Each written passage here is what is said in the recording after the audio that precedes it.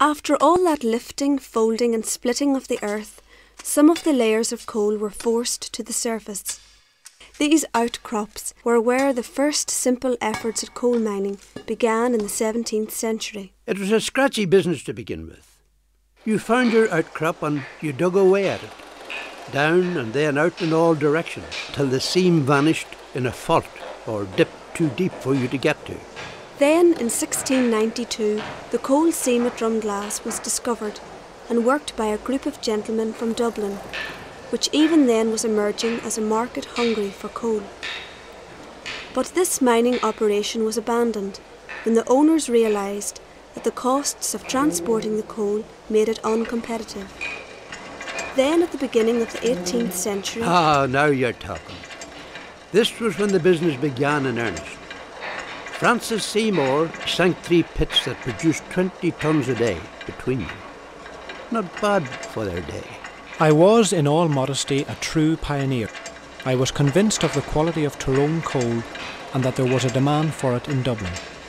There were 2 problems.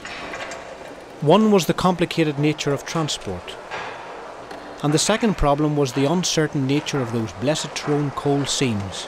Perhaps I was ahead of my time, but by 1750, half a dozen collieries were in operation in the southwest towards Dungannon. It was still a messy, back-breaking business. A 2-man job it was, nasty, dirty and dark. With a candle stuck to your cap in a blob of clay, you clawed your way up the seam, digging the coal away. The work was hard, badly managed and the pay was poor. Poor? It was scandalous. 18 shillings a week for hacking away at the coal face and paying the owner for the privilege of using his tools. But in the next century, things were a bit better for a while. In the early 19th century, interest revived in the Tyrone coal fields. It was a boom time for East Tyrone coal. In the first half of the century, more and more collieries opened until the coalfield was producing between 20,000 and 30,000 tonnes a year and employing over 250 men. But bad pit management made Tyrone coal less and less competitive.